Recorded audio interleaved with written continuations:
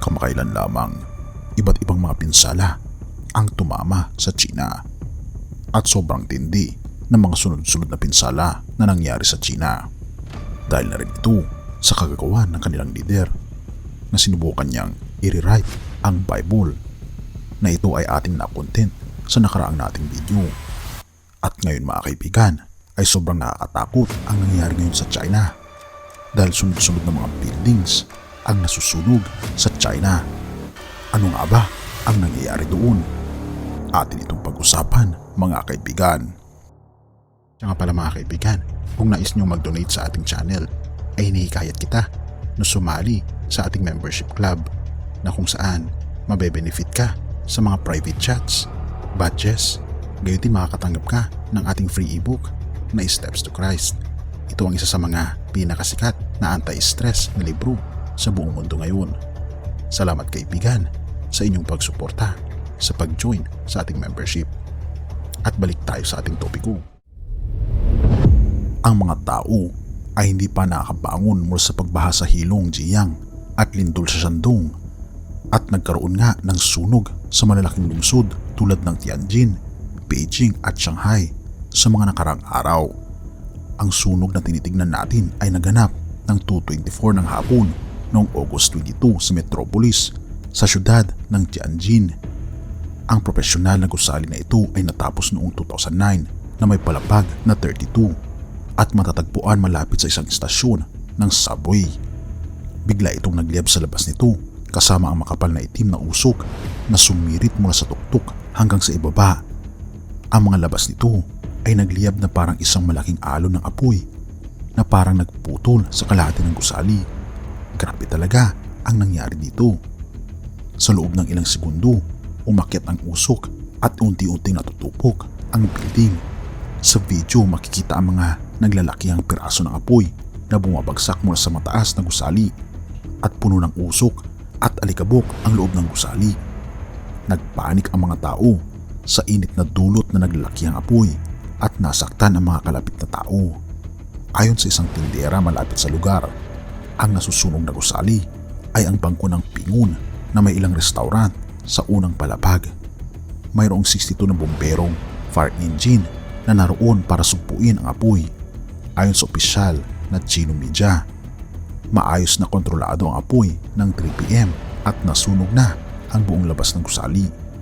Karaniwan ang mga gusaling tinatayo sa China ay gawa sa reinforced concrete, isang matigas na material na mahirap magliyab, at karaniwang may mga fireproofing upang hindi kumalat ang apoy.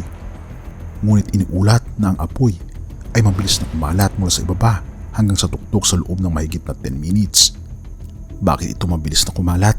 Nagmumula sa insulation material na ginamit sa labas ng dingding. Nagiging parang isang flammable blanket ito na kapag nagliyab, madali itong magkalat sa buong gusali. Ang apoy ay hindi gaano mabilis sa unang pagkakataon, ngunit ngayon ay mabilis ng sumiklab. Kaya naman dali-dali ang karamihan na umiwas sa apoy. Ang apoy ay nasusunog na pataas at wala ng paraan para itigil ito. May iba pang sunog na nangyari sa isang rubber warehouse at sa dalawang iba pang neighborhood. Ang 4 na mga ito ay malapit sa isa't isa. Lahat matatagpuan sa distrito ng Nankai sa Tianjin at nagkaroon ng 4 na sunog na parehong araw noong August 22, 2023 na nag-iwan sa mga residente ng Tianjin na nagtatanong kung ano ang nangyayari sa kanilang syudad, kahit ito ba ay kaso lang o sadyang may nasusunog. Noong August 19 may nasunog din sa isang bubong sa Beijing na nagtagal ng halos 1 oras at inuulat na nauug na ito sa mga office supplies sa lugar. Ang video ay nagpapakita ng apoy na nasusunog sa tuktok ng isang gusali na may signboard na nagbabasa Dafong International Wellness City, at ang makapal na itim na usok ay umaangat. Ang mga tao ay nag-aalala kung aabot ang apoy sa mataas na gusali. Ito ay una nang napatay, ngunit muling nagliyab. Maraming nangyari sa China noong August 18, 2023. May sunog sa ilang mga lugar, ngunit may mga baha rin sa Dongwon City, lalawigan ng Guangdong, dahil sa 3 oras na malalakas na ulan. Nagdulot ito ng pagbaha sa mga kalsada sa maraming mga bayan at maraming sasakyan ang nabasa. Ang mga kotse at refrigerator ay nakikita ng lumulutang sa baha at ang ilang mga residente ay nagdala at maraming pagbaha ang nangyari sa China. Ang mga unang palapag ng ilang mga gusali ay nabaha. Sa kabila ng sunod-sunod na pangyayari, patuloy pa rin ang investigasyon hinggil sa mga sanhi ng pagkasunog. Isaiah 25 verse 5, ang ingay ng dayuhan ay parang init sa disyerto, ngunit napatahimik mo ang ingay ng mga kaaway.